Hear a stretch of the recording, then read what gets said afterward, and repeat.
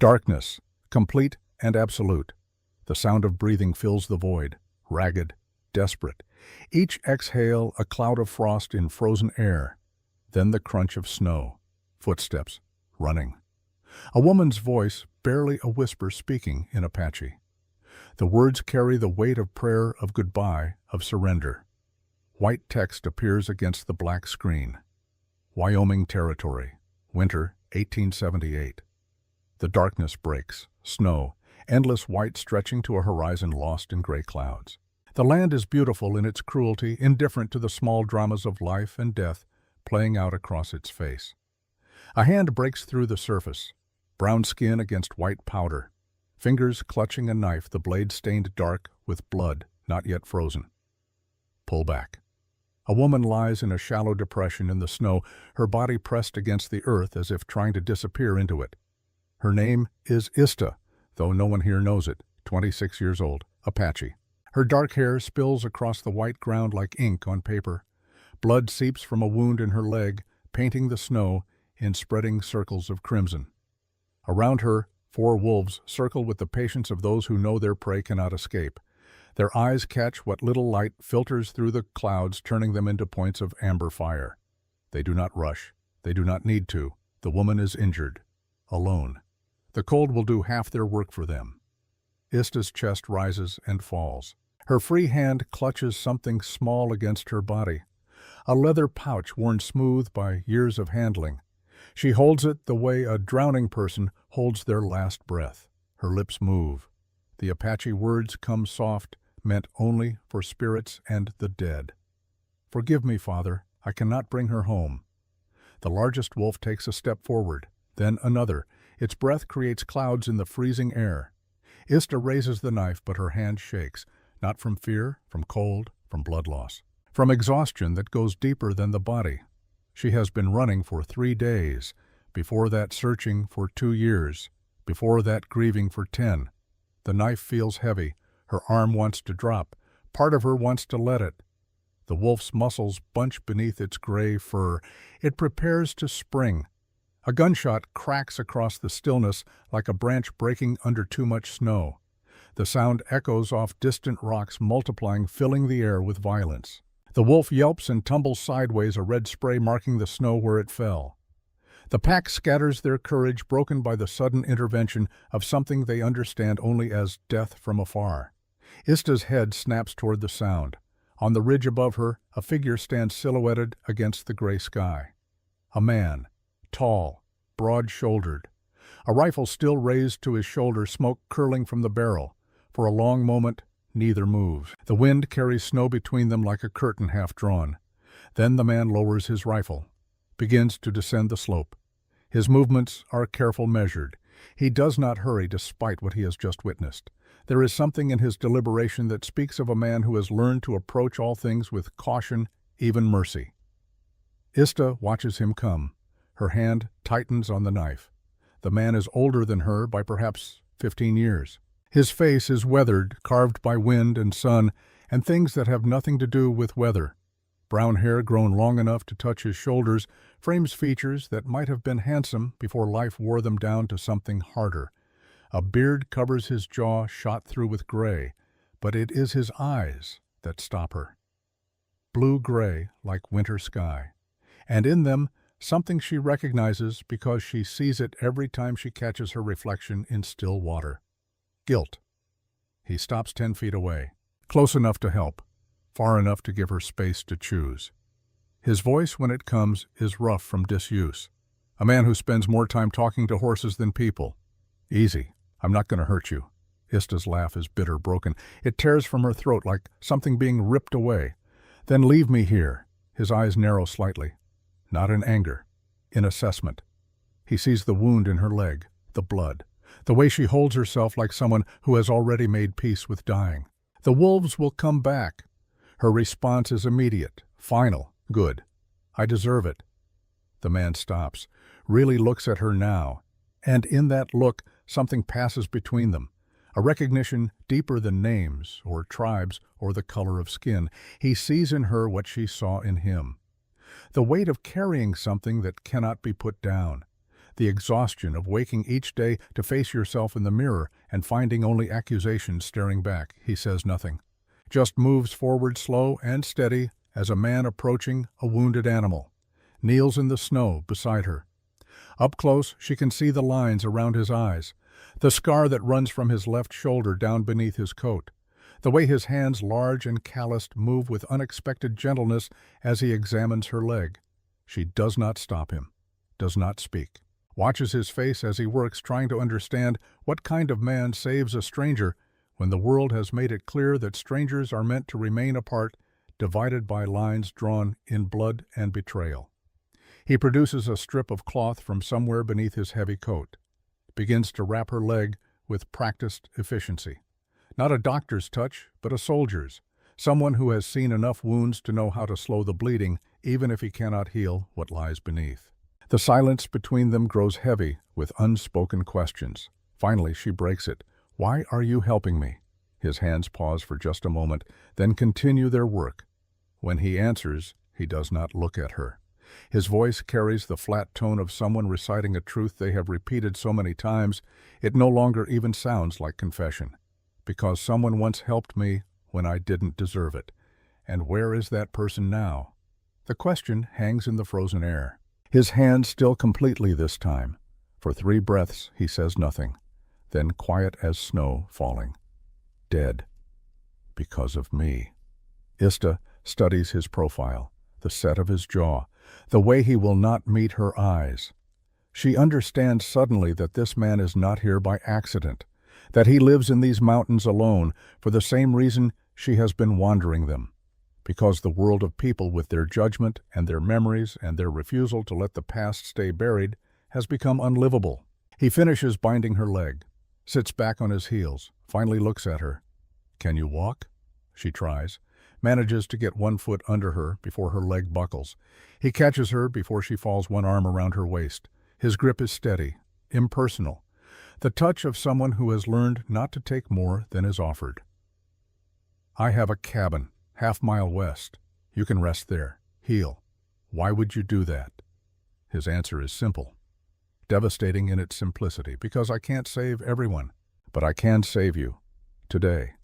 Something in those words cracks the shell she has built around herself, not breaks it, just fractures it enough to let a sliver of something else in, not hope, not yet, but the memory of what hope used to feel like. She nods. He helps her stand, takes most of her weight without comment. Together they begin the slow journey through the snow. Behind them, the wolves watch from the tree line, waiting, patient. But for now, the hunt is over. The cabin emerges from the white landscape like something carved from the mountain itself, small, practical, built with the kind of care that speaks of a man who expects to live here until he dies, which might be tomorrow or might be 40 years from now, and in either case wants the walls to hold. Smoke rises from a stone chimney. A single window shuttered against the cold. A small barn beside the main structure, large enough for 2 horses and not much else. The man guides her to the door, opens it with one hand while supporting her with the other. The interior is dim lit only by the low fire burning in the hearth. But it is warm. After 3 days in the snow, that warmth hits like a physical thing.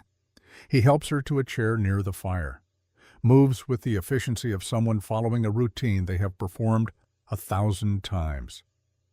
Adds wood to the flames, fills a pot with water from a barrel in the corner, hangs it over the fire to heat. Ista watches all of this in silence, takes in the details of the space around her. The cabin is clean, almost obsessively so. Everything has its place. The bed in the corner is made with military precision. The few dishes are stacked neatly on a rough shelf. There are no personal items, no photographs, no decorations of any kind, except for one thing. On the far wall, hanging from a nail, is a piece of beadwork, Apache style. A small medicine pouch, the kind used to carry sacred items or tokens of the dead. The beads are old, some missing, but the pattern is unmistakable. Ista's breath catches. The man follows her gaze. His face goes carefully blank. She wants to ask. The question burns in her throat. But before she can speak, he turns away, moves to a chest at the foot of his bed, opens it, pulls out a blanket worn but clean, and brings it to her. "You should rest." I'll make something to eat." His voice carries a warning, a line drawn. There are things we will not discuss. She takes the blanket, wraps it around her shoulders. The Apache pouch watches from the wall like an accusation. The man works in silence, cuts bread, slices cheese, produces dried meat from a tin. Simple food, but there is plenty of it. He arranges it all on a plate, brings it to her, sets it on the small table beside her chair. "Eat, you've lost blood." She looks at the food, at him, at the pouch on the wall. "What's your name?" He hesitates, as if even this small piece of information costs him something. "Caleb. Caleb Morrow." "I'm Ista." He nods once, then moves to the far side of the room, giving her space. Sits on the edge of his bed facing the fire, not watching her, but not quite ignoring her either. Ista picks up a piece of bread, nibbles at it. Her stomach rebels at first, unused to food after days of running on nothing but melted snow and desperation, but she forces it down. Knows she needs the strength. The silence stretches. Outside, the wind picks up. Snow begins to fall harder, visible through the cracks around the shuttered window. The temperature drops. The fire burns brighter in compensation.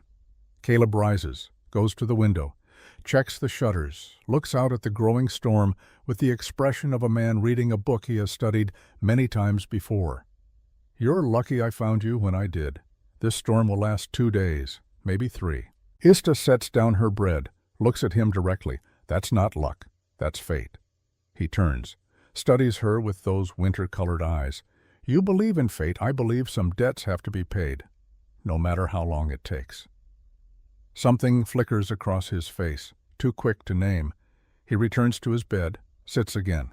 This time he pulls something from beneath the pillow, a book, leather-bound, old. He opens it to a marked page. Ista can see from where she sits that the pages are covered in handwriting, neat, methodical, lists of some kind. "What is that?" Caleb's jaw tightens.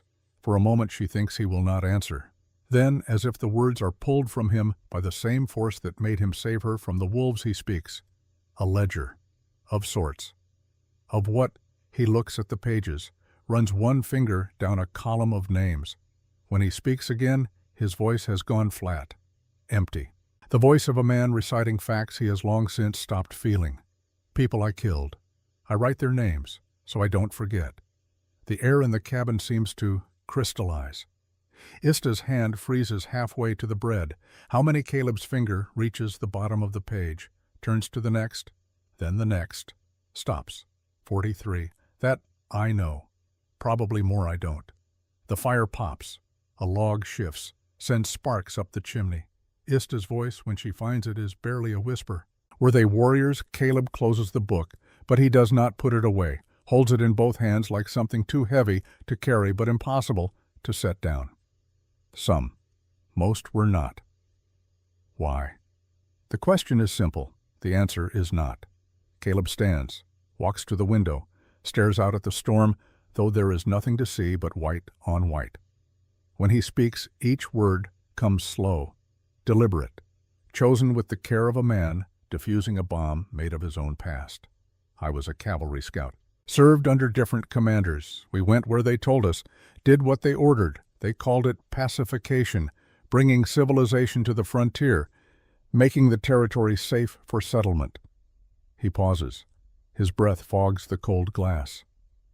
"They never told us about the children, the old ones, the women who fought with nothing but their hands because that's all they had left to fight with." Ista's chest tightens. She knows this story, has lived on the other side of it, where Caleb turns, looks at her directly. And in that look, she sees a man who has stopped running from his own reflection. Sand Creek, Washita, Red Canyon. Places they don't write about in the newspapers, places that don't exist on any map except the one drawn in blood across this territory. The names hit her like physical blows. Sand Creek, Washita, Red Canyon. Places where her people were hunted. Red Canyon, where her father died, where her world ended. Where she was 20 years old and learned what it meant to watch everything you love turn to ash and smoke and screaming. Her hand goes to the leather pouch at her waist, clutches it. The small comfort inside is all she has left of that day, of the sister she lost, of the life she should have lived.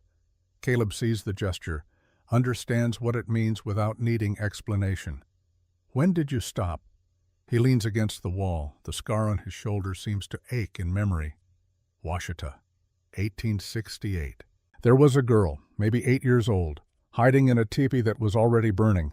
My commanding officer ordered me to leave her, said she was already as good as dead, told me to move on to the next structure.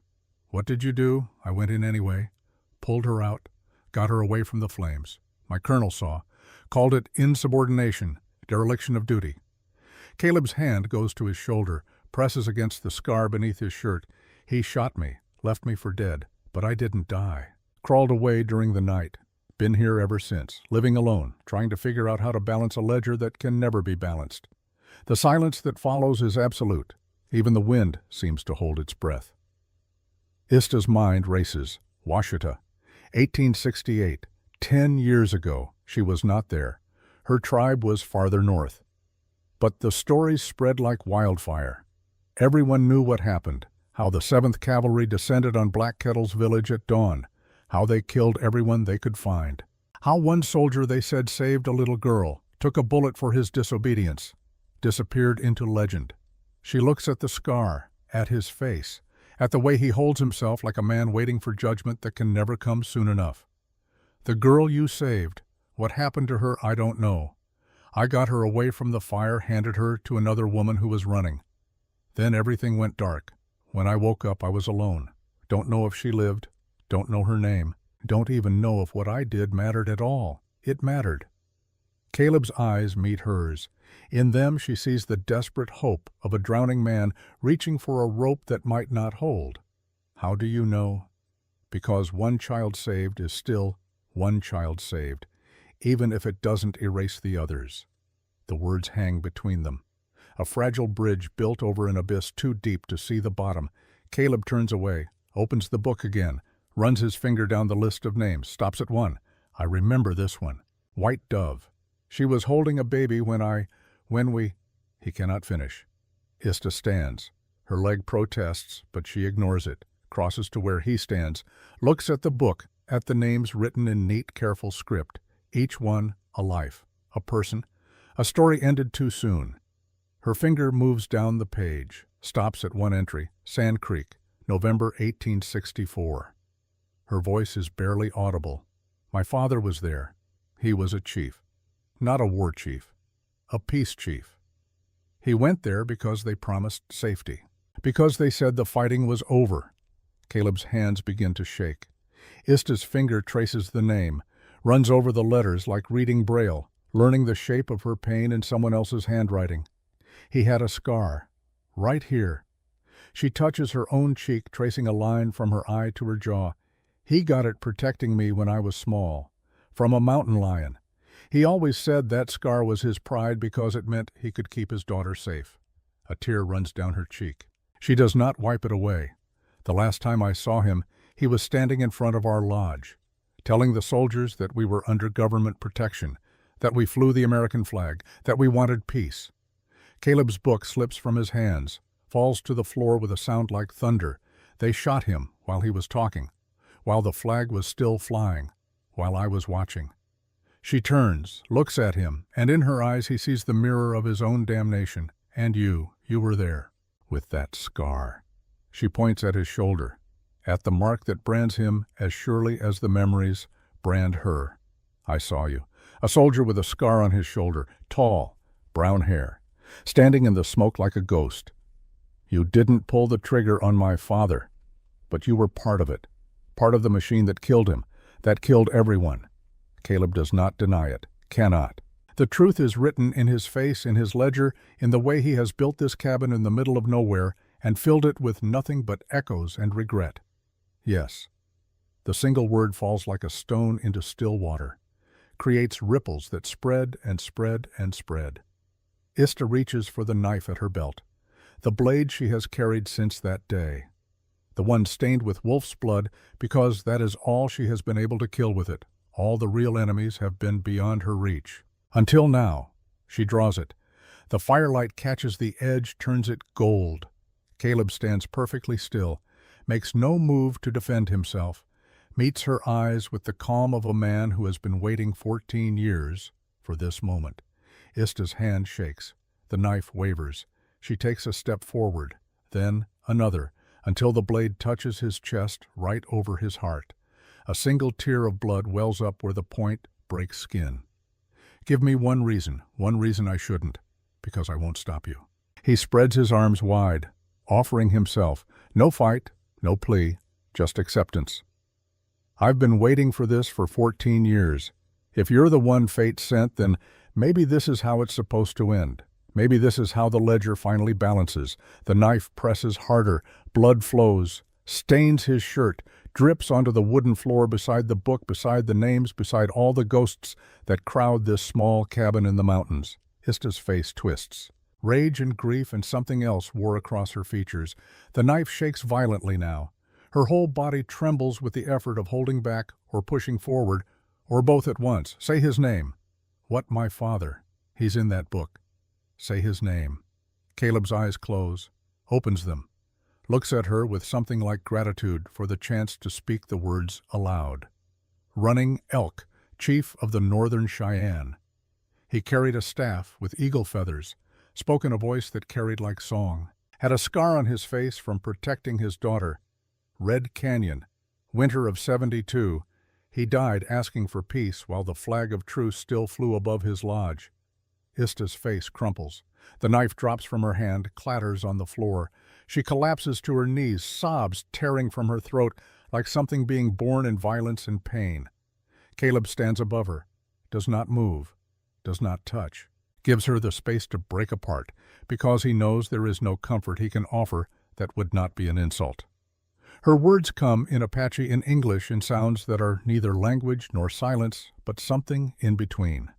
She rocks back and forth, arms wrapped around herself, the leather pouch clutched to her chest. When the storm passes, she looks up at him. Her face is wet, her eyes are red. But something has shifted, some weight redistributed, even if not lifted. I can't. Caleb nods. I can't kill you. I want to. I have wanted to for so long. But standing here looking at you, seeing that you're already dead inside, that you've been punishing yourself every day for 14 years, I can't. I can't add to it. I can't become another name in your book.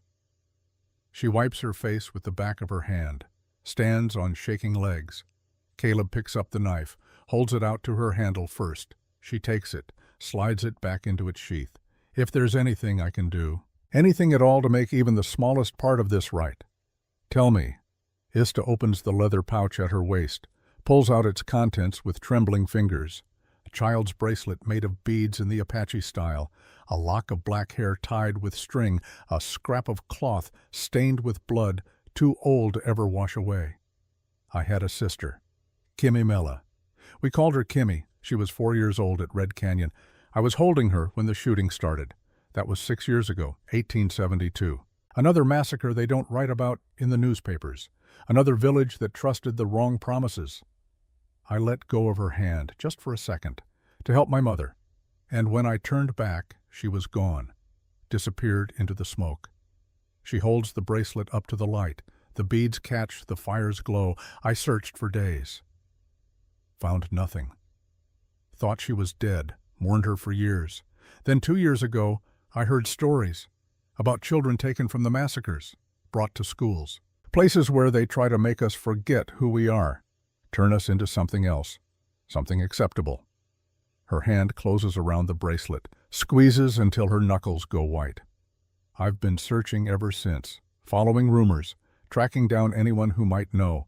I found traces, hints, a girl matching her description at a school near Fort Robinson. I was heading there when the wolves found me, when you found me.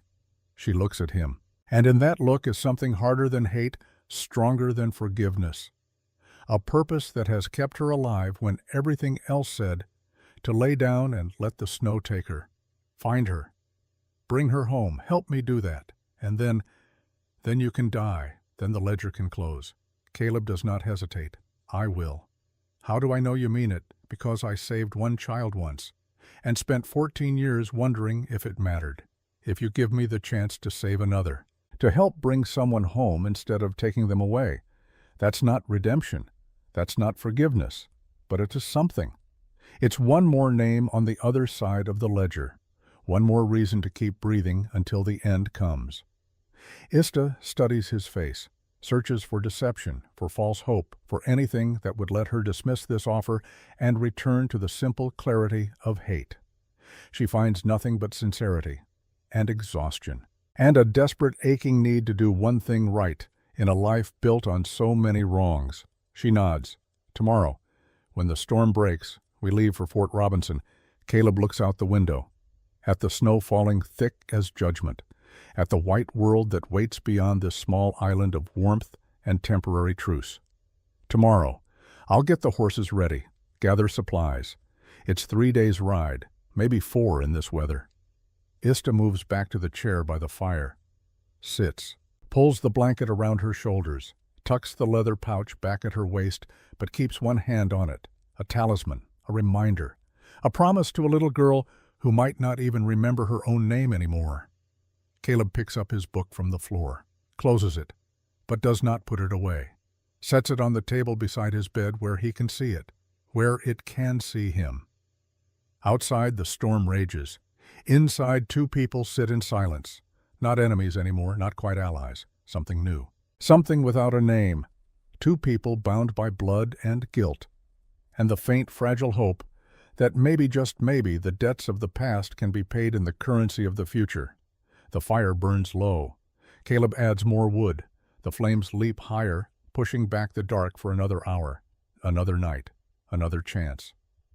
Ista closes her eyes, exhaustion finally claiming what adrenaline and rage could not hold back. Her breathing slows, deepens. In sleep, her hand relaxes its grip on the pouch, but does not let go. Caleb watches her, then turns to the window, stares out at the white emptiness beyond. Somewhere out there, if she's still alive, if the rumors are true, if fate has not already played its cruelest hand, a girl waits. A girl who does not know she is being searched for. A girl who might not even remember the sister who let go of her hand for one terrible second on one terrible day. Caleb's hand goes to the scar on his shoulder, presses against the old wound, feels the ghost of pain that never quite fades. 43 names, 43 lives, 43 reasons to walk into the snow and never come back. But tomorrow he will ride toward Fort Robinson instead, with a woman who should kill him but won't, in search of a child who might be the 44th name, the one that tips the balance, the one that makes the weight bearable. Outside, the wolves howl in the distance. They have lost their prey tonight, but they are patient. They know the snow always wins in the end, that all things return to the earth eventually. For now, though the cabin stands, the fire burns, and 2 people brought together by violence and fate and the strange alchemy of shared grief wait for morning. Wait for the storm to pass. Wait for the chance to do one thing right in a world that has taught them both that right and wrong are written in blood that never truly washes away. Caleb opens his book one more time, finds a blank page near the back, picks up his pen, writes 4 words, Kimimela, I will try. Then closes the book, sets down the pen, and settles in to keep watch through the long, dark night. The first page of a new chapter, written in snow and embers, in debts paid and unpaid, in the space between hatred and something that might, if given time and grace and one small miracle, become forgiveness. The storm howls its answer, tomorrow will come, and with it the journey begins. Dawn breaks over the mountains like a wound opening, pink and orange bleeding across gray sky. The storm has passed, leaving behind a world transformed. Every tree branch bends under its burden of white. Every rock wears a crown of ice. The silence is absolute, the kind that only comes after nature has reminded the world who truly holds power here. Caleb emerges from the barn leading 2 horses. Their breath creates clouds in the frozen air. He has packed light. Bedrolls, dried food, ammunition, water skins, everything chosen for function, nothing for comfort. This is not a journey. It is a mission. Ista stands in the doorway of the cabin watching. She has slept poorly, troubled by dreams of a little girl's hand slipping from her grasp over and over, an endless loop of the worst moment of her life. But she stands straight, despite the exhaustion, despite the pain in her leg where the wolf's teeth found purchase. The bandage Caleb changed this morning is already spotted with red. She ignores it. She has ignored worse. Caleb checks the saddle on the smaller horse, a mare brown with white socks, eyes gentle despite the harsh world she inhabits. He adjusts the stirrups without being asked, shortening them for Ista's height. Small considerations, the kind that speak louder than words about a man's character. "Can you ride?" His voice carries no doubt, no condescension. Just a practical question that needs a practical answer. Ista crosses to the horse, places one hand on the saddle, tests her injured leg against the stirrup. Pain shoots up her thigh, sharp and immediate. She bites the inside of her cheek until she tastes copper. Says nothing. Pulls herself up and into the saddle in one smooth motion that costs her more than she will ever admit. Caleb watches, nods once. Mounts his own horse, a gelding the color of smoke, tall enough that his feet nearly touch the snow, even in the stirrups. Fort Robinson is 3 days northeast, maybe 4, with the snow. We'll need to move steady, but not fast. The horses can't sustain a hard pace in these conditions. Ista adjusts her seat, gathers the reins, looks at the trail ahead, barely visible beneath the fresh powder. Then we move steady. They ride. The first hours pass in silence, broken only by the crunch of hooves through snow, the creak of leather, the occasional snort from the horses. The sun climbs higher, but brings little warmth. The air remains knife-sharp, each breath a reminder that this land suffers no weakness. Caleb leads, not because Ista cannot find the way, but because his horse breaks trail through the deeper drifts, making the path easier for the mare that follows. He chooses the route with care, reading the land like a book written in slope and shadow, avoiding the places where cornices of snow hang ready to avalanche, steering clear of frozen streams where the ice might not hold. Ista watches how he moves with the landscape instead of against it, how he reads the small signs, a change in the wind, the behavior of birds in the distance, the color of the sky at the horizon. These are skills her people have always known, but seeing them in this man who once killed her father creates a strange cognitive dissonance, as if he contains multitudes.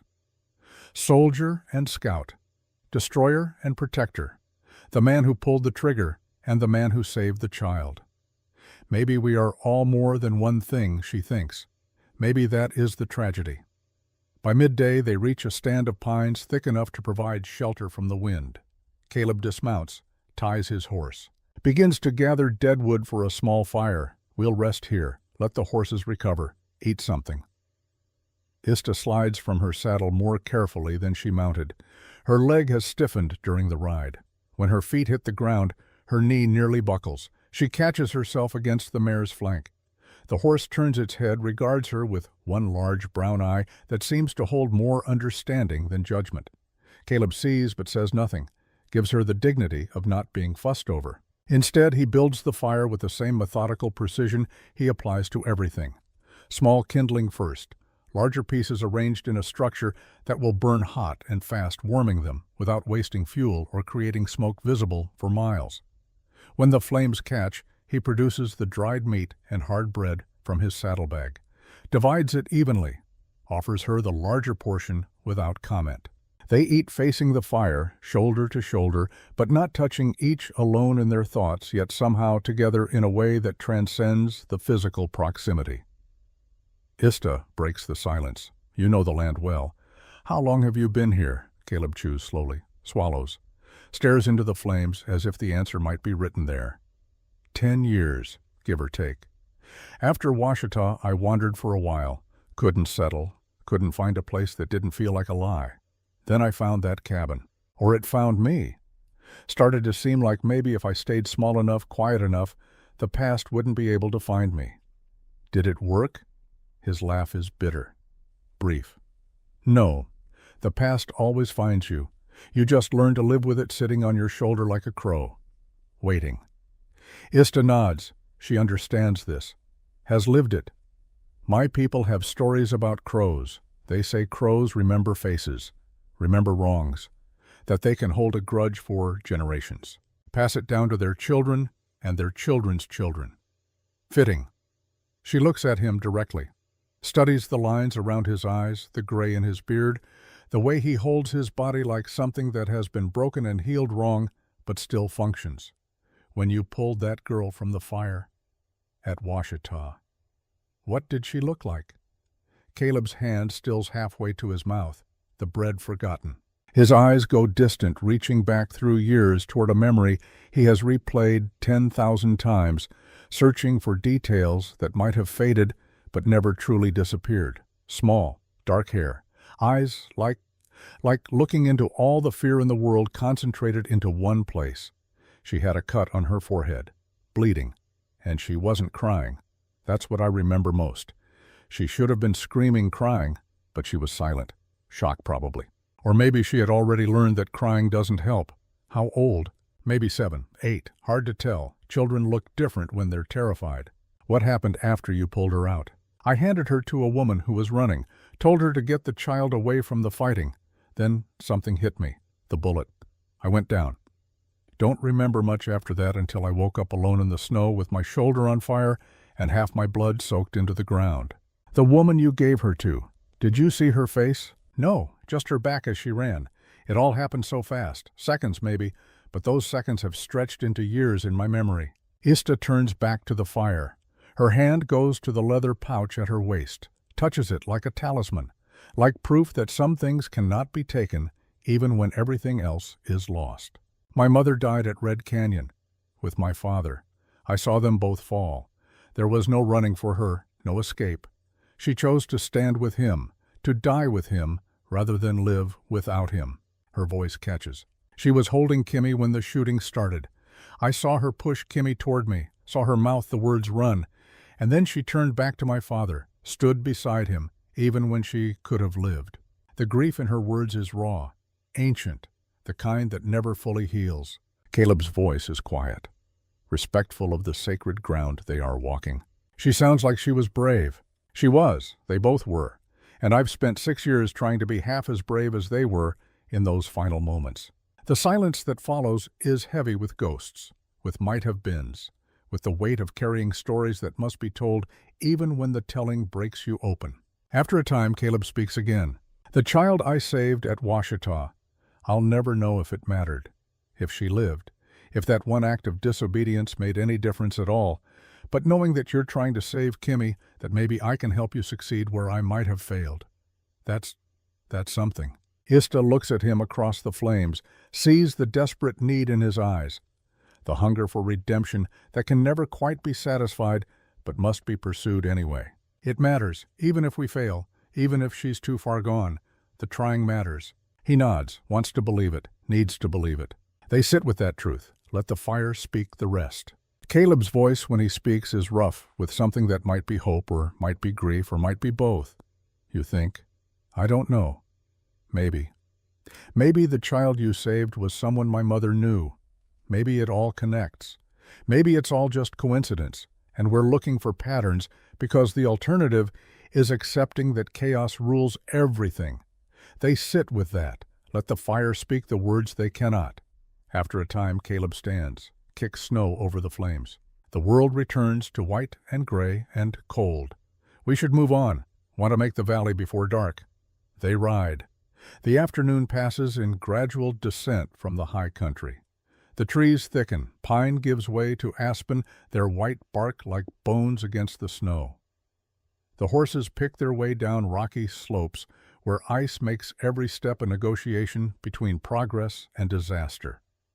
Ista finds herself watching Caleb more than the trail, studying how he sits the saddle, how he moves with the horse instead of against it, how his eyes never stop scanning, always vigilant, always ready for the threat that might come from any direction. He is a man who has survived by being careful, by trusting nothing and no one. Yet he trusted her enough to sleep last night, trusted her not to cut his throat while he dreamed. That trust given so carefully weighs heavier than condemnation ever could.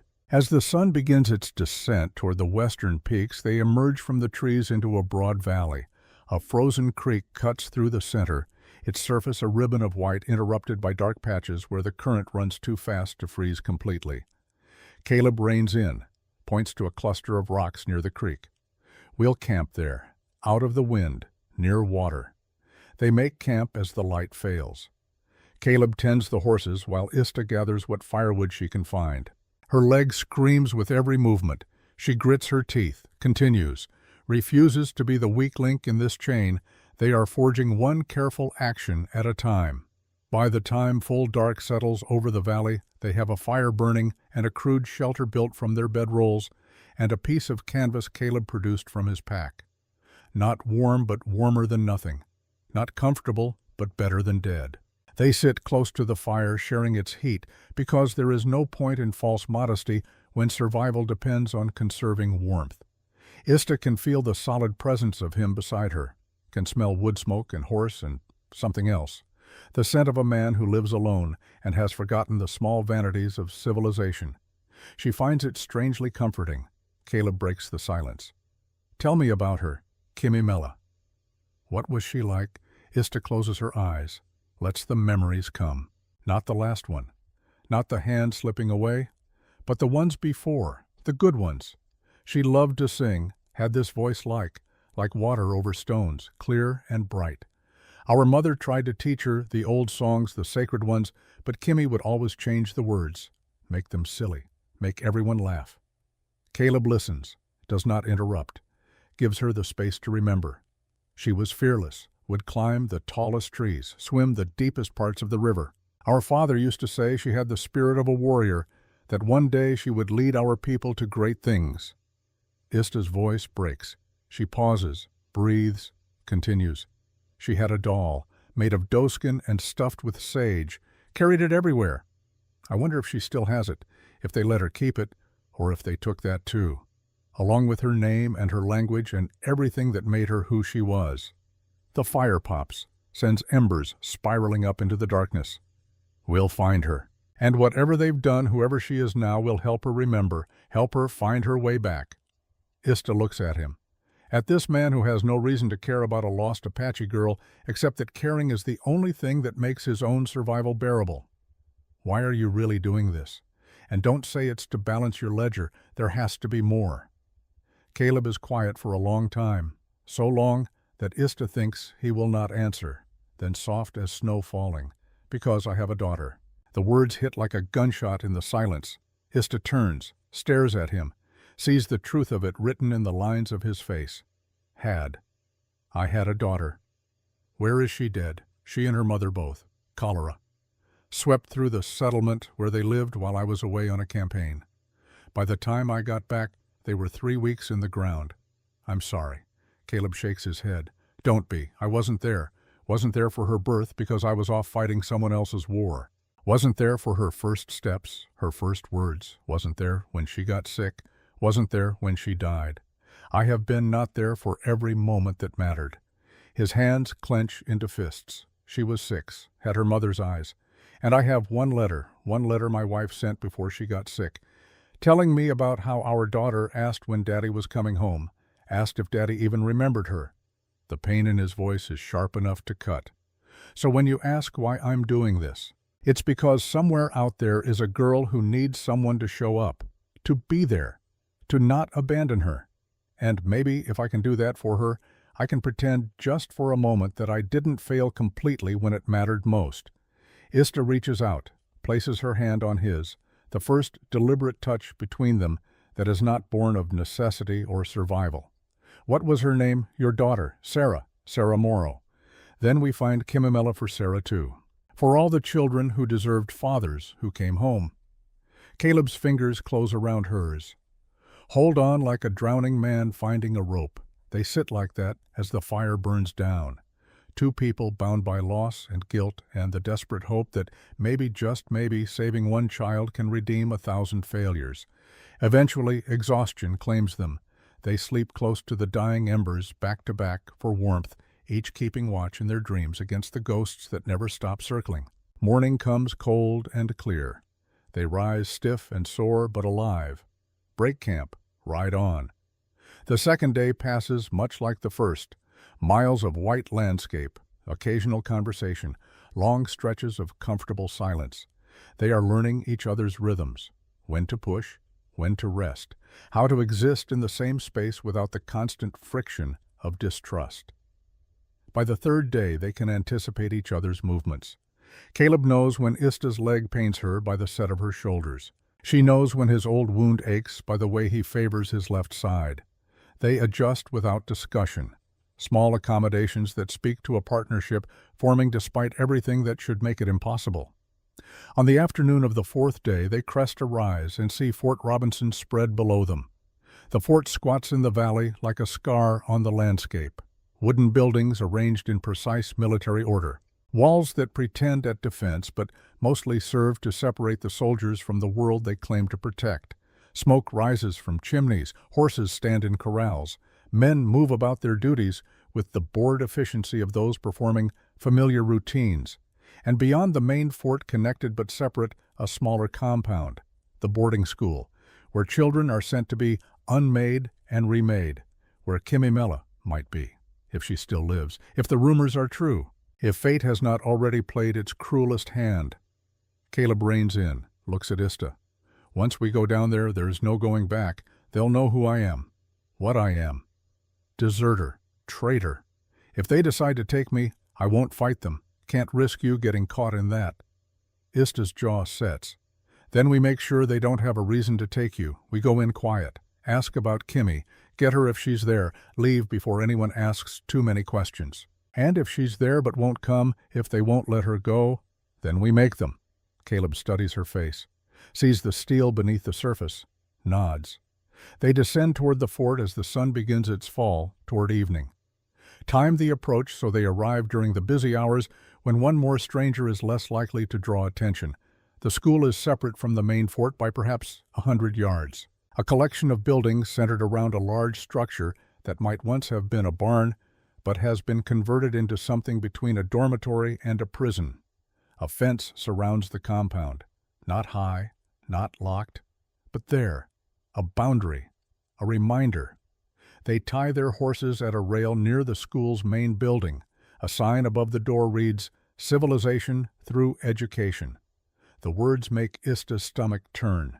The door opens before they can knock. A woman stands in the threshold. Late 50s, gray hair pulled back in a severe bun, dark dress buttoned to the throat, eyes that have seen everything and been impressed by nothing. This is Matron Williams, the keeper of lost children, the architect of forgetting. Her voice is crisp, efficient, the voice of someone accustomed to absolute authority within her small domain. "Can I help you?" Caleb removes his hat, the gesture of a man remembering manners from a life lived long ago. "Ma'am, we're looking for information about a girl. She would have been brought here about 2 years ago. Apache, name of Kimimela." The matron's expression does not change. "We have no Kimimela here." Ista steps forward. "Then maybe you know her by another name. She was 4 when she was taken. Would be about 10 now. Dark hair. A scar on her left hand from a cooking accident when she was 3. The matron's eyes flick to Ista, take in her features, her clothing, the clear evidence of her heritage. "We have a student named Mary, aged approximately 10. She came to us from a transfer facility. No family information was provided. I am her family. I am her sister." The matron's lips press into a thin line. Mary has no family. Mary is an orphan being given the gift of education and salvation. She is learning to read, to write, to speak properly, to become a productive member of civilized society. Her name is Kimimela, and I have come to take her home. The matron steps fully into the doorway, blocks their path with her body and her authority. That will not be possible. Mary is a ward of the state, under our care and protection. You cannot simply take her. Ista's hand goes to her knife. Caleb sees, places his own hand on her arm. Gentle, warning. "Ma'am, perhaps we could at least see her, talk to her." "Surely there's no harm in that," the matron considers, some calculation passing behind her eyes. Finally, she steps aside. 5 minutes. "In the common room, supervised. And if she does not know you, you will leave and not return." They enter. The interior of the building is cold despite the stove burning in the corner. Rows of small desks, a chalkboard covered in English words, Primer books stacked on shelves, everything designed to transform, to erase, to rebuild in an image deemed acceptable. The matron leads them to a side room, smaller, a few chairs, a table, a window that looks out onto a yard where children in identical gray dresses and shirts stand in silent lines, their breath creating clouds in the cold air. Wait here. She leaves. Her footsteps echo down the hall. Caleb and Ista stand in the small room. The tension is electric. Ista's entire body vibrates with the nearness of the moment she has been working toward for 2 years. The possibility that in seconds she will see her sister, touch her, bring her home. Or the possibility that the girl who enters will be a stranger wearing Kimmy's face. Footsteps return, small ones. A child's shuffle, reluctant. The door opens. A girl enters, 10 years old. Dark hair cut short in a severe bob. Gray dress, black shoes. Hands folded in front of her, eyes downcast. But Ista knows, even before the girl looks up, knows by the shape of her. The way she holds her left hand slightly curled where the scar pulls the skin. The small birthmark just visible above her collar. This is Kimmy Mella. This is Himmy. This is her sister. Ista drops to her knees, tears already streaming. Kimmy Mella. It's me. It's Ista, your sister. The girl's head comes up. Brown eyes meet brown eyes, and in them Ista sees. Nothing. No recognition. No joy. No relief. Just confusion and fear. My name is Mary. The words are a knife to the heart. No, your name is Kimmy Mella. Kimmy. Don't you remember I'm your sister, your family? I've been looking for you for so long. Ista reaches for the girl's hand. The child flinches back, presses against the wall. I don't know you. The matron's voice cuts through the room. As you can see, Mary does not recognize you. She has been with us for 2 years. She has learned. She has grown. She has become civilized. Whatever life she had before is gone. She is Mary now.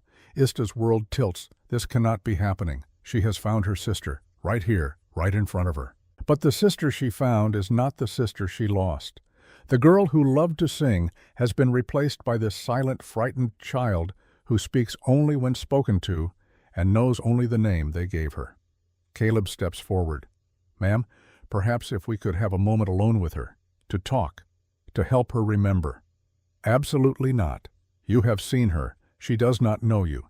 It is time for you to leave. Ista stands, her face a mask of pain and rage barely contained. I'm not leaving without her.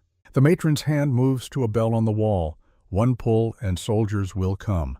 And this will end in violence that helps no one. Caleb sees, puts himself between Ista and the matron.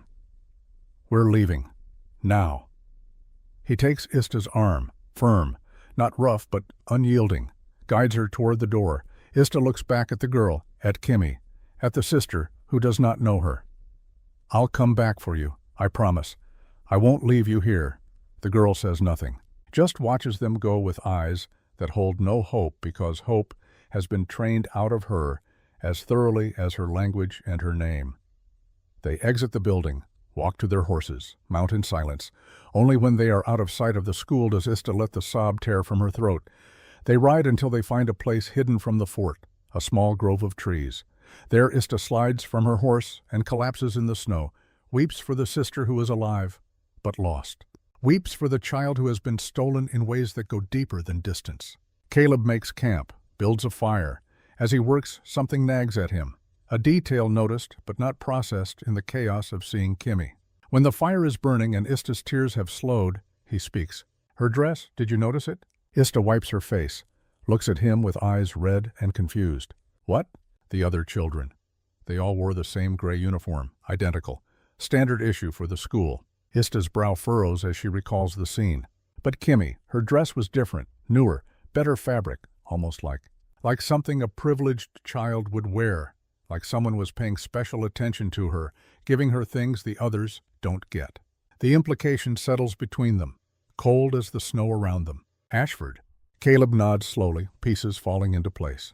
When we were leaving, the matron, she didn't just dismiss us. She seemed protective, defensive, like she was guarding something valuable. Not just a student, but something she'd been specifically instructed to keep safe. Ista's hands clench into fists. You think he claimed her? Specifically, not just another child to be processed, but his. Not his daughter, but his project. His proof of concept. The perfect example of what the system can achieve. An Apache chief's granddaughter turned into a model of civilization.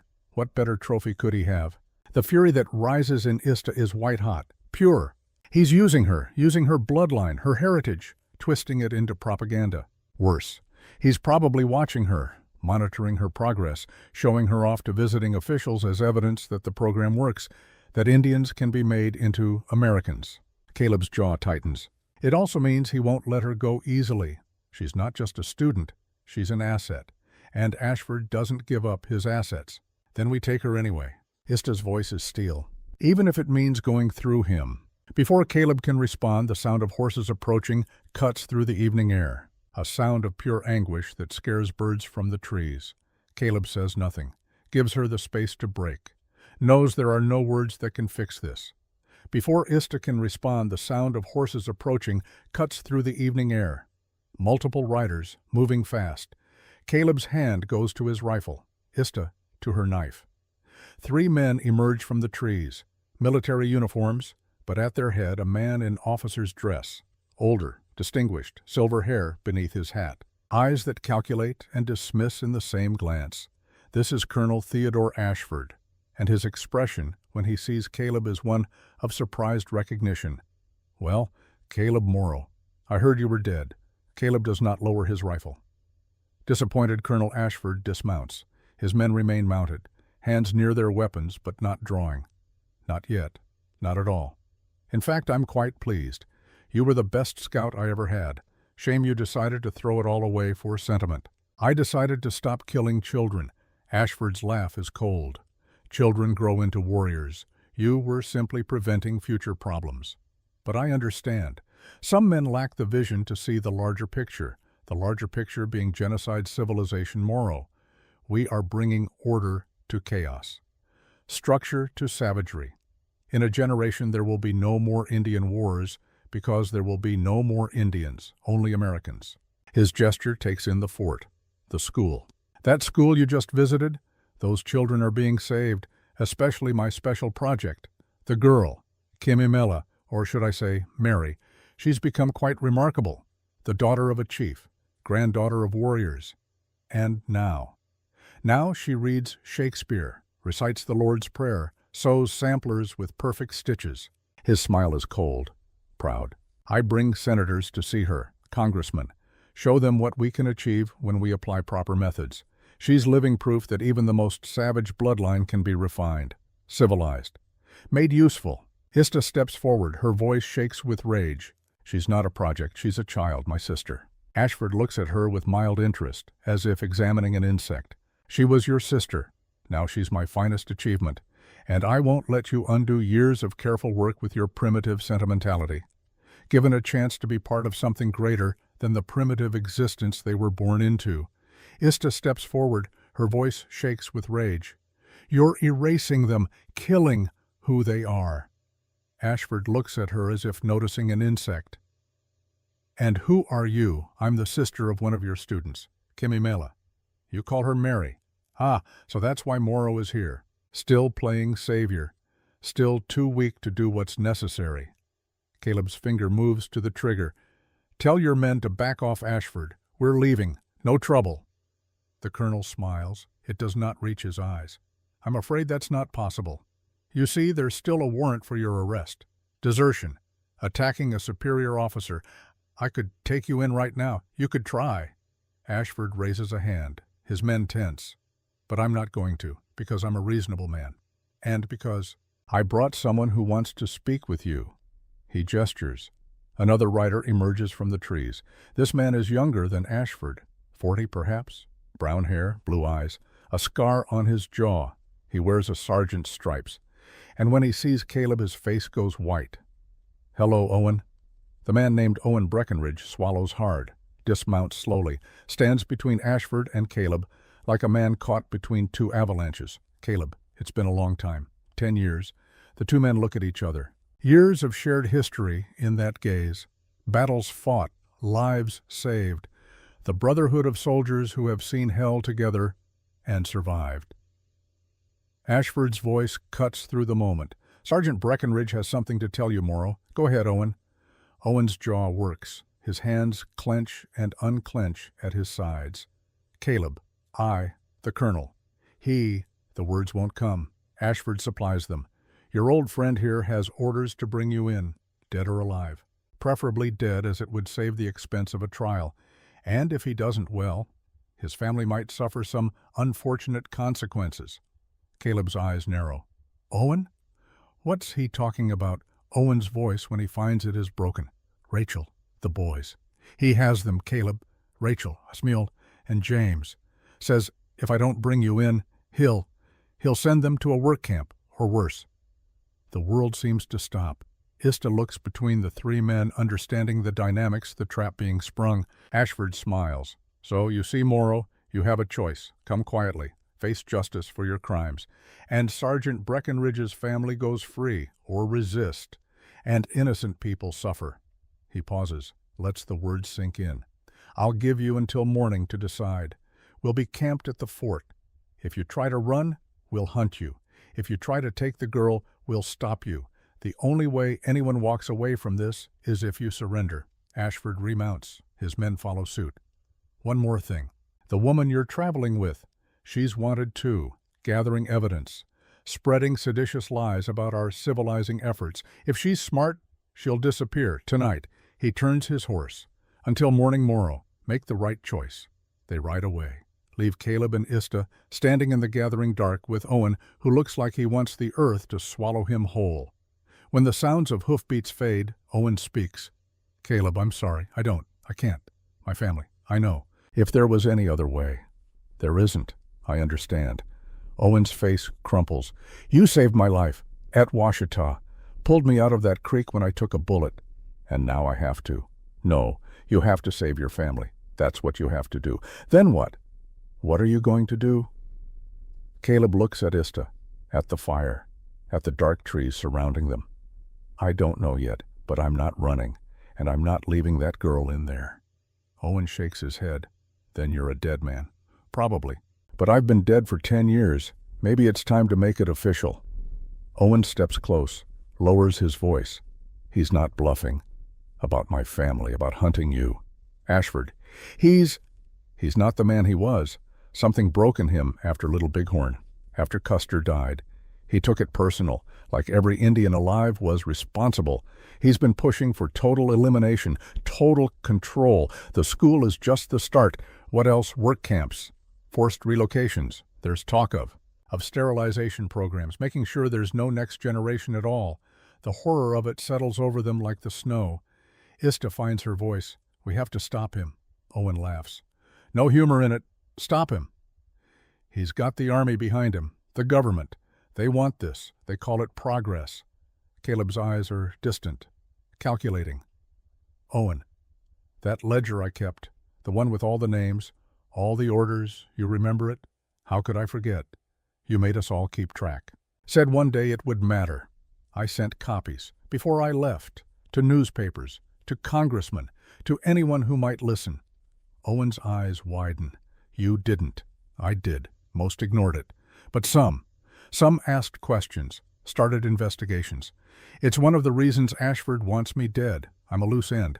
Living proof of what really happened out here. If those papers get out, if they publish. Ashford is finished. The whole system is exposed. Owen runs a hand through his hair, paces. He'll kill you before he lets that happen. I know. Then why? Why are you still here? Caleb looks toward the fort, toward the school where a little girl who doesn't remember her own name sleeps in a cold dormitory dreaming dreams they have allowed her to have. Because some things are worth dying for. The three of them stand in the firelight, the weight of impossible choices pressing down. Owen finally speaks. I'll give you until dawn. That's all I can do. After that I have to come for you, for Rachel, for my boys. I understand. I'm sorry, Caleb. I'm so sorry. Don't be. You're doing what any father would do, protecting your children. There's no shame in that. Owen mounts his horse, looks down at his old friend one last time.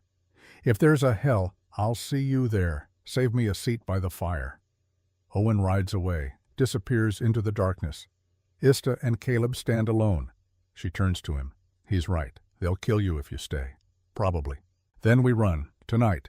Get away from here. Come back later with help. There is no help. And if we run, Kimmy stays here, gets further erased every day, until there's nothing left to save. Then what do we do?" Caleb stares into the fire, sees the path forward, sees how it ends, accepts it. "We do what we came here to do. We get her out. We get her home, whatever the cost, even if the cost is your life." He looks at her, really looks at her, this woman who should hate him but doesn't, this warrior who has become something like a friend, maybe more, especially if that's the cost.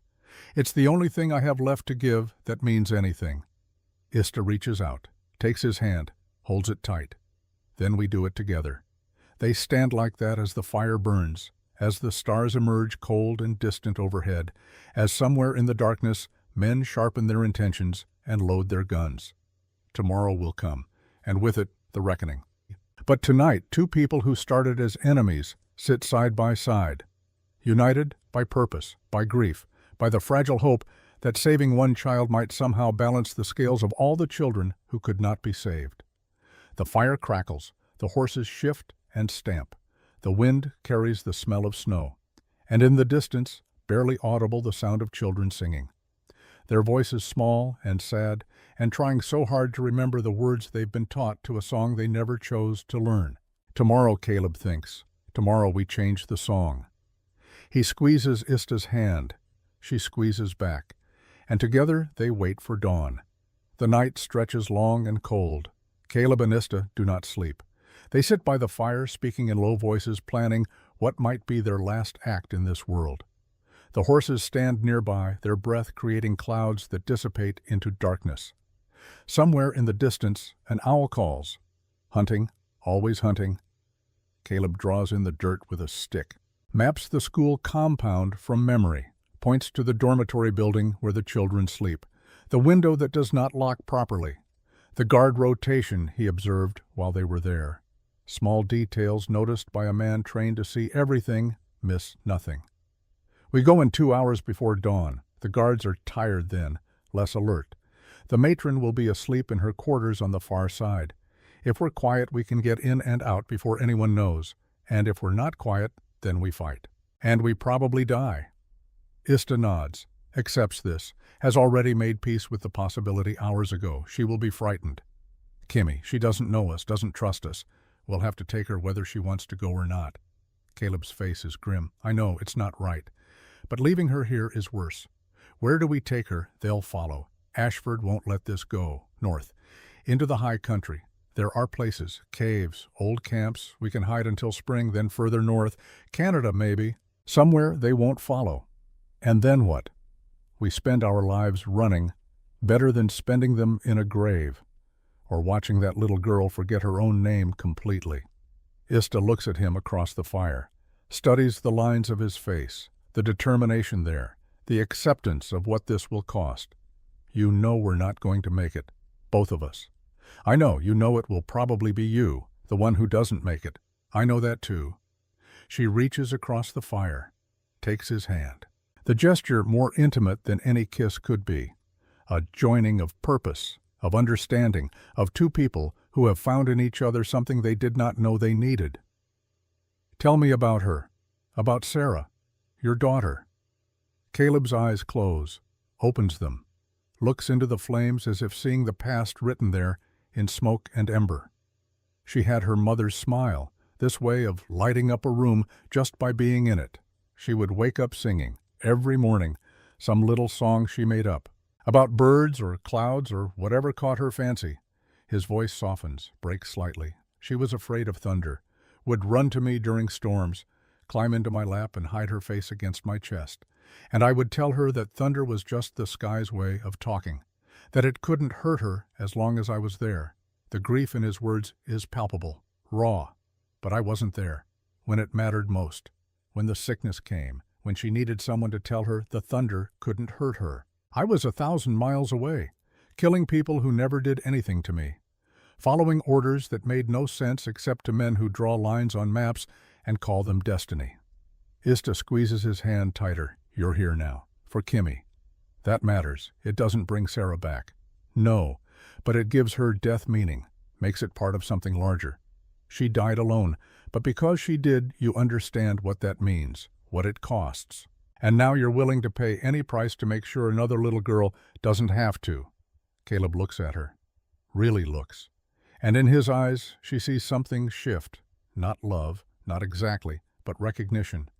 The kind that only comes when two souls brush against each other in the darkness and realize they are not as alone as they thought. If I don't make it out, if something happens, promise me you'll get Kimmy away, that you won't stop, won't look back. Caleb, promise me, I promise. But only if you promise the same. If it's me that falls, you take her, you run, you live, deal. They shake hands, a pact sealed, a future written in choices not yet made but already understood. The fire burns lower, Caleb adds wood. The flames leap higher, push back the dark for another hour, another precious pocket of warmth in a cold world. Ista speaks again, softer now, the tone of someone sharing secrets meant only for the night. When we were children, Kimmy and I, our father, would take us to the river in summer, teach us to catch fish with our hands. It takes patience, stillness. You have to become part of the water, let the fish forget you're there. And then, quick as lightning, you strike. She smiles at the memory. Kimmy was terrible at it, too impatient, too eager. She would splash and laugh and scare all the fish away, but she didn't care. She was happy just being there, being part of something. The smile fades. The last time I saw her before Red Canyon, she gave me this. Ista pulls the small beaded bracelet from her pouch, holds it up to the firelight. The beads catch the glow, turn it into small points of colored fire. She made it herself. Took her weeks. The pattern is all wrong, the beads uneven, but she was so proud, said it was magic, said as long as I wore it we would never be apart. A tear runs down her cheek. I wasn't wearing it that day, the day everything ended. It was in my bag. And I've wondered, every day for 6 years. If I had been wearing it, if the magic had been working, would I have held on to her hand? Would she still know who she is? Caleb's voice is gentle, firm. Magic doesn't work that way. And what happened wasn't your fault. You were 16, in the middle of hell. You did the best you could. It wasn't enough. It never is. That's the curse of surviving. You spend the rest of your life wondering what you could have done different. But the truth is, sometimes there is no different. Sometimes the world just takes what it wants and leaves you standing in the wreckage trying to make sense of it. Is that what you tell yourself about all those names in your book? Every night? Right before I add another day to the count of how long I've been too much of a coward to stop breathing. You're not a coward. A coward wouldn't be here. Then what am I? A man trying to do better. That's all any of us can be. They fall silent. Let the fire speak for them. Let the night hold the words they cannot say. Eventually, Caleb stands, checks his weapons, rifle, pistol, knife. The tools of a man who has lived by violence and will likely die by it. Ista does the same. Knife, the small hatchet she carries. Not much against armed soldiers, but enough. Has to be enough. The sky begins to lighten in the east, not dawn yet, but the promise of it. The gray that comes before the light. It's time. They move through the darkness like ghosts, silent, practiced. Two people who understand that survival often depends on being invisible, on moving through a hostile world without disturbing it enough to draw its attention. The school looms ahead, dark except for a single lamp burning in the matron's window. The guard stands by the main gate, rifle slung over his shoulder, half asleep on his feet. Young, probably hasn't seen real action. Just standing watch because someone has to, and he drew the short straw. Caleb signals. They circle wide, approach from the side where the window with the broken lock waits. He produces a thin piece of metal from his coat, works it into the frame. The lock clicks, opens. They slip inside. The dormitory is long and narrow. Rows of small beds line both walls, children sleeping under thin blankets, some curled tight against the cold. Others sprawled in the abandon of youth. The air smells of unwashed bodies and fear and the particular sadness of children who cry themselves to sleep when no one is listening. Ista moves down the row, searching, looking for the face she saw yesterday, the sister who does not remember. There. Third bed from the end. A small form barely making a bump under the blanket, dark hair spread across a thin pillow. Kimimela.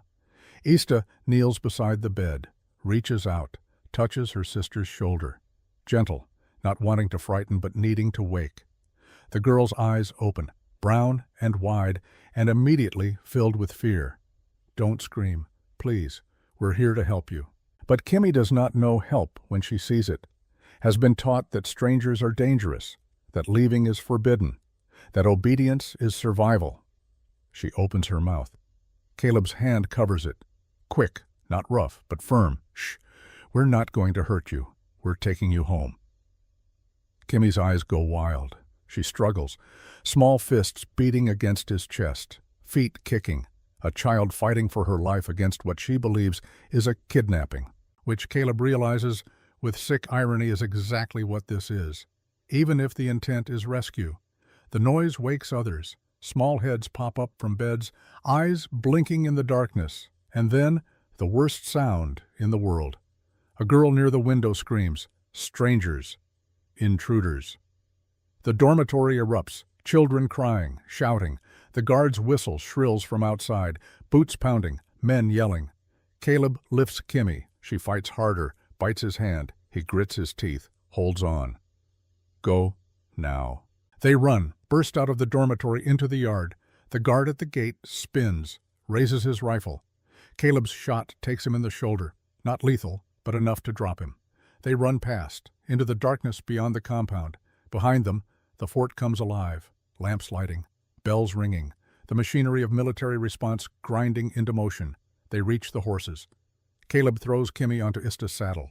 The girl is sobbing, terrified, calling out for Matron Williams. For anyone to save her from these strangers, Ista mounts behind her, holds her tight despite the struggling.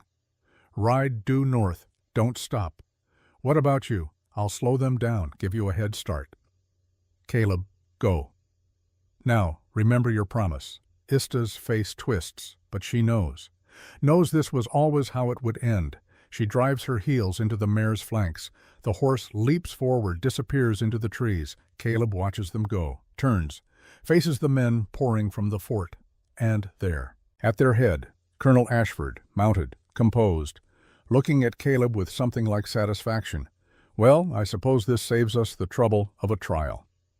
Caleb raises his rifle. Ashford's men spread out. Surround him, at least 20, maybe more. The mathematics of death made simple. You're not getting the girl. She's gone. You'll never find her. Ashford smiles, cold as the snow around them. We'll find her. We always do. But first, you. He raises his hand. His men level their rifles. And then, a voice from the darkness. No. Owen Breckenridge steps into the firelight, rifle raised, but not pointed at Caleb, pointed at Ashford. The colonel's face registers surprise, then anger. Sergeant, what are you doing? The right thing. Finally. Your family will understand, or they won't, but either way, I'm done following your orders, done being part of this. Owen's voice shakes, but his rifle does not. You want to kill him, you'll have to go through me first. Ashford's laugh is genuine, amused. You're willing to die for this deserter, this traitor. He's worth 10 of you. Always was. Ashford's hand drops. His men fire, but not at Caleb, at Owen. The bullets hit like hammer blows. Chest, stomach, leg. Owen staggers, falls, blood spreads black across the snow. No Caleb runs to him, drops beside his old friend, cradles his head. Owen's eyes find his, focused despite the pain. Sorry, couldn't let him. Save your strength. Too late for that. Owen coughs, blood on his lips. The journal. Your journal. He's been looking for it. All the copies. Wants them destroyed. Can't let the truth. His hand clutches Caleb's coat, pulls him close. I kept one. Hidden. At my house. Under the floorboards. Bedroom. Northwest corner. Owen. Get it out. Make sure it matters. I will, I swear. Owen smiles, faint, fading. Rachel. Tell Samuel and James, tell them Daddy tried. At the end, I'll tell her, I promise. Owen's eyes close. His breath rattles, stops. Caleb lowers him gently to the snow, stands, turns to face Ashford, and in his eyes, Ashford sees death looking back. You killed him, your own man. He disobeyed. There are consequences. He was a better man than you'll ever be. Ashford dismounts, walks toward Caleb, casual, as if approaching a friend for conversation. You don't understand, do you, Morrow? This isn't personal. It's progress. The Indians are a dying race. We're simply hastening the inevitable, making room for civilization. You call this civilization murdering children, erasing cultures. I call it necessity. And history will call it manifest destiny. Caleb's hand goes to his pistol. Ashford's men tense. Before you do something stupid, know this. I have men tracking that woman and the girl right now. They won't get far, and when we catch them, well, let's just say there won't be anything left to identify. The words are meant to break him, to make him give up. Instead, they free him. Because Caleb knows, in that moment, knows with perfect clarity, that the only way Ista and Kimmy escape is if every eye here is on him. If he gives them something so compelling, so distracting, that the hunt pauses, even for a few minutes. He draws, fires, not at Ashford, at the lamp hanging from the gatepost. It shatters, oil spills, ignites. Fire spreads along the wooden fence. Chaos erupts, men shouting, running for water, for buckets. The horses scream and rear.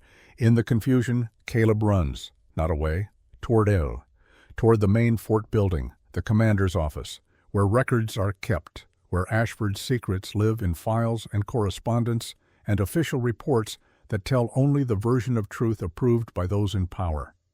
He crashes through the door. Soldiers inside scramble. He shoots twice. Wounds, not kills, keeps moving up the stairs to the second floor, to the office with Ashford's name on a brass plate. Inside, he grabs papers, files, anything that looks official, stuffs them in his coat, and then, the final act. He tips the oil lamp onto the desk, watches the flames catch, spread, consume. Boots thunder on the stairs. Ashford's voice screaming orders. Caleb moves to the window, looks out at the compound below, sees the chaos, the fire spreading, men running everywhere, and in the distance, just barely visible in the pre-dawn light, 2 figures on horseback, riding hard, getting away. He smiles. The door bursts open. Ashford enters, face purple with rage, pistol drawn. You've destroyed everything. No, I've exposed everything. Those papers in my coat, they're going with me. And if your men shoot me, they burn too. But if they don't, I'll make sure they reach the newspapers, the Congress, everyone who needs to know what you've really been doing out here. Ashford's pistol trembles. You're bluffing. Try me. The standoff stretches, seconds feeling like hours, the room filling with smoke from the burning desk. And then, Caleb sees it, the flicker in Ashford's eyes, the calculation, the realization that Caleb is telling the truth, that he would rather die and take the evidence with him than surrender. Ashford lowers his pistol. What do you want? The woman and the girl. You let them go. Call off the pursuit. Forget they exist. And in return, I give you the papers. All of them. And I'll disappear. You'll never see me again. Ashford considers. Behind him, his men wait. The fire grows, spreads to the walls, the ceiling, time running out. Fine. The woman goes free. But you stay. Face justice for what you've done tonight. Caleb knows a lie when he hears one, knows that Ashford's version of justice involves a bullet and a shallow grave, but it doesn't matter, because Ista and Kimmy are away, are safe, are riding toward a future that might include healing, remembering, home, and that is enough. He reaches into his coat, slowly, pulls out the sheaf of papers, extends them toward Ashford. The colonel reaches, takes them, and Caleb, in one smooth motion, draws his knife, lunges, not to kill, but to wound, to mark, to make sure that even if the papers burn, Ashford will carry the evidence of his crimes on his skin. The blade cuts across the colonel's face, shallow but unmistakable. A scar he will see every morning in the mirror. A reminder. Ashford screams, staggers back, his men fire. The bullets hit, chest, stomach, side, each one a hammer blow, each one driving Caleb back, against the window, through it. He falls.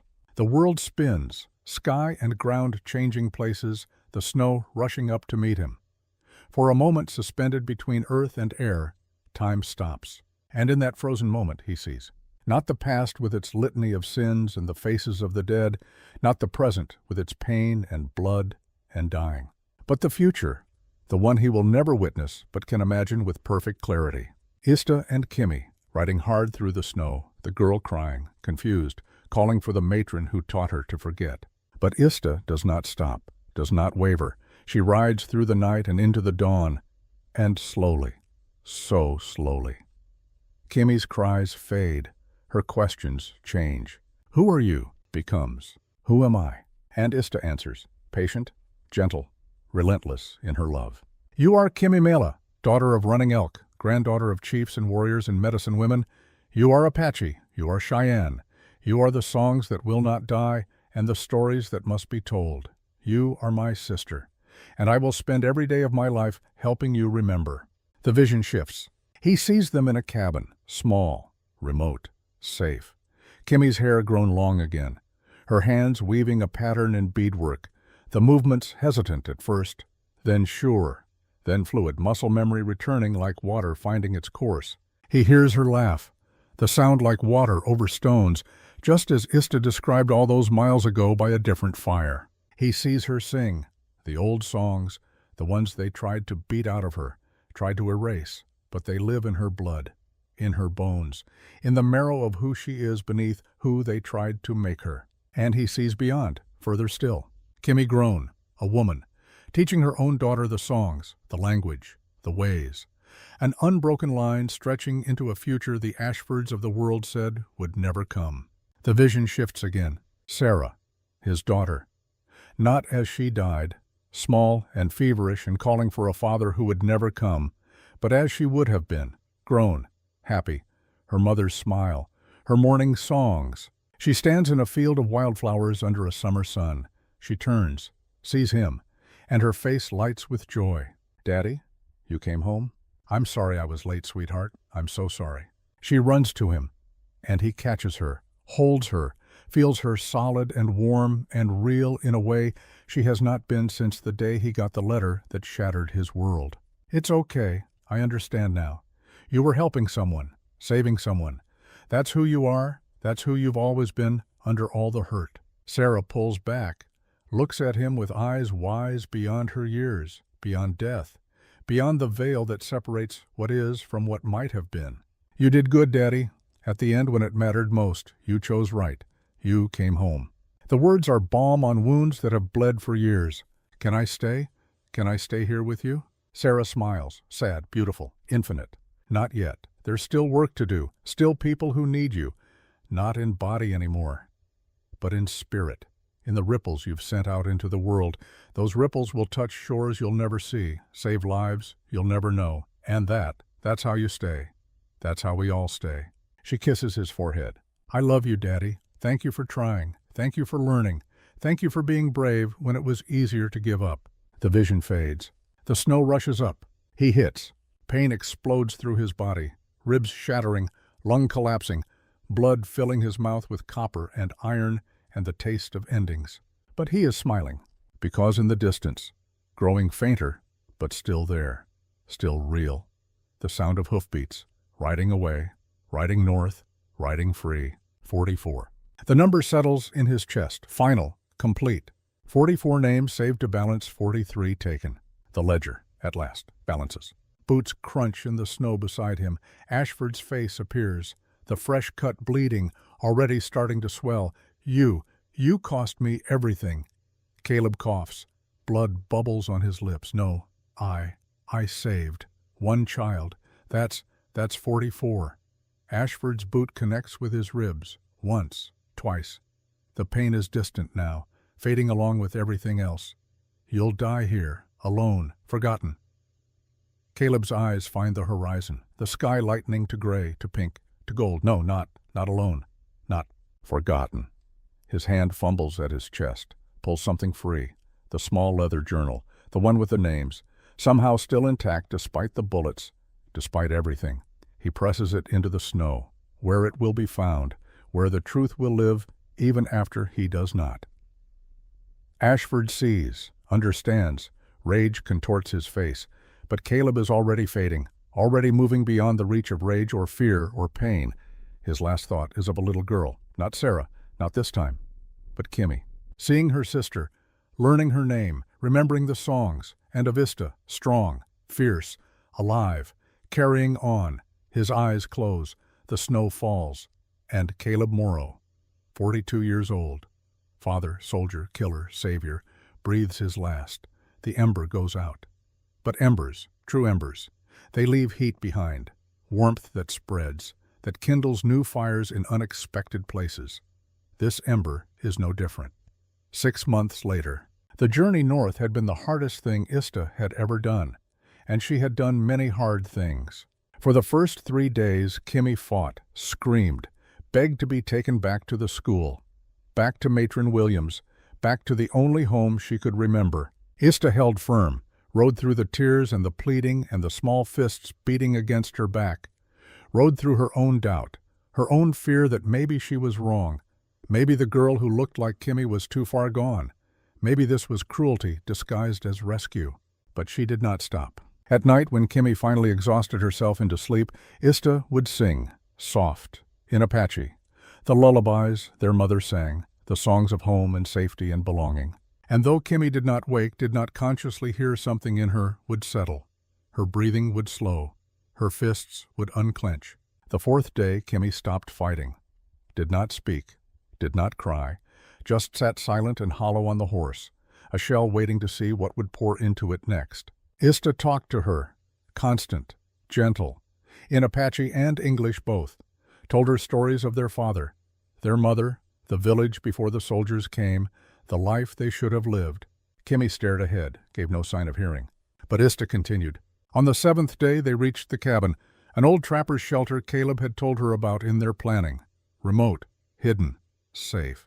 Ista cleaned it, made it warm, cooked food Kimmy barely touched, built a life from nothing because that is what survivors do. And slowly, so slowly it was almost imperceptible, Kimmy began to thaw.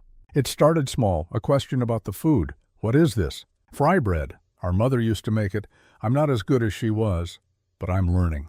A long pause. Then, can I try? From there, each day brought small victories. Kimmy helping with chores, asking about words in Apache, letting Ista braid her hair without flinching. The nightmares came. Terrible. Vivid. Kimmy would wake screaming for Matron, for the safety of rules and routine and knowing exactly what was expected.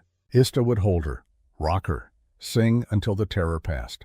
You're safe, I promise. No one will hurt you here. No one will take anything else from you. Who are you? The question came one night, a month in. Kimmy looking at Ista with eyes that wanted to remember but could not quite grasp. I'm your sister, your family. I'm the person who will never stop fighting for you. Never stop loving you. Never stop believing that somewhere inside you, remember who you are. Kimmy's face crumpled. I don't know who I am. Then we'll find out together. And they did. Spring has come to the high country. Snow melting, rivers running high and fast, green pushing through brown. The world renewing itself as it has for millennia. Indifferent to the small dramas of men. A cabin sits in a mountain valley, small, well-maintained. Smoke rising from the chimney. 2 horses in a makeshift corral. A garden plot freshly turned, ready for planting. Inside, Ista kneels beside a girl, teaching her to braid her hair in the traditional way, the pattern their mother taught, that her mother taught before her, reaching back through generations to a time before maps and borders and schools that steal names. Kimmy's hair has grown, reaching past her shoulders now, black and thick and beautiful. Her hands fumble with the strands. It is hard, remembering, relearning, becoming again what she was taught to forget. But she is trying. Like this almost. Here, let me show you. Ista's hands guide her sisters, patient, gentle. They have time, all the time in the world. On the wall, new beadwork, some of it Ista's, some of it Kimmy's. the patterns still imperfect but improving, growing more confident with each piece. And in the corner, on a small shelf made from river stones and pine, a leather journal, worn, stained with blood, filled with names. Beside it, a wooden marker, carved with simple words, Caleb Morrow. He died so others could live. Kimmy sees her looking, asks the question she asks every few days, the one that helps her understand, helps her remember. Tell me again, about the man, the one who saved us. Ista sits back, lets the braid fall, looks at the marker, at the journal, at the evidence of a life spent trying to balance an unbalanceable equation. His name was Caleb. He was. He was someone who did terrible things, but who spent every day after trying to do better, to be better. She pauses, choosing words carefully. He saved me from wolves, from death, from giving up. And then he saved you. Gave his life so we could be here, together. Was he good? The question is simple. The answer is not. I don't know if anyone is just good or just bad. I think we're all both, all the time. The question is which one we feed, which one we let win, which one did he feed at the end, the right one. Kimmy nods, processing. She picks up the journal, has learned to read some English now, enough to understand what the names mean, what they represent. So many. Yes. And he remembered them all. Every one. That's sad. Yes, but also important. To remember, to not forget, even when forgetting would be easier. Is that why we remember? Why you teach me the songs? Ista pulls her sister close, holds her tight. Yes, because if we forget, if we let them erase us, then they win. But if we remember, if we keep the songs alive, keep the language alive, keep each other alive, then we win. Outside, birds call, the river rushes, life continues. On the small table, a letter, received 2 weeks ago, delivered by a trader who asked no questions, from Owen Breckenridge's widow. It tells of a journal found, of papers that made their way to Washington, of investigations started, of Colonel Ashford relieved of command, facing court-martial for crimes that can no longer be hidden. It tells of change, slow, painful, insufficient, but change nonetheless. The letter ends with a single line. He mattered. They both did. Ista has read it so many times the paper is soft, worn, but she keeps it. A reminder that sacrifice means something, that one person, two people, can shift the world, even if they do not live to see it. She stands, goes to the door, opens it, looks out at the valley, at the mountains beyond. Somewhere out there, other children, other families, still suffering, still being erased. The work is not done, will never be fully done, but here, in this cabin, two sisters have found each other again, have begun the slow work of healing, of remembering, of being, and that is everything. Kimmy joins her at the door, takes her hand. Will you teach me a song, one of the old ones? Ista smiles, squeezes her sister's hand. Yes, I'll teach you all of them. They stand together, framed in the doorway, silhouetted against the spring light, and Ista begins to sing, the words coming back, rusty at first, then stronger, clearer. A song about rivers and home and the long journey back to yourself. Kimmy listens, then joins in, tentative, off-key, but trying. Their voices rise, two threads weaving together, creating something new from something old, something that cannot be destroyed because it lives in them, in their breath, in their hearts, in their choice to continue. The song ends. The valley holds the last notes, lets them fade into the eternal silence of mountains, somewhere, in whatever place the dead go. Caleb Morrow hears and knows his 44th name has been written, not in blood this time, but in hope. The ledger, finally, begins to balance. Fade to white text appears, black letters on white. Between 1860 and 1890, over 100,000 Native American children were taken to boarding schools. Many never returned home. This story is dedicated to those who fought to bring them back, and to those still fighting. The text fades, only white remains, pure as snow, warm as embers, infinite as the possibility that tomorrow Someone will choose courage over comfort, truth over silence, love over hate. And in that choice, the world shifts, 1 degree, 1 life, 1 saved child at a time. The end.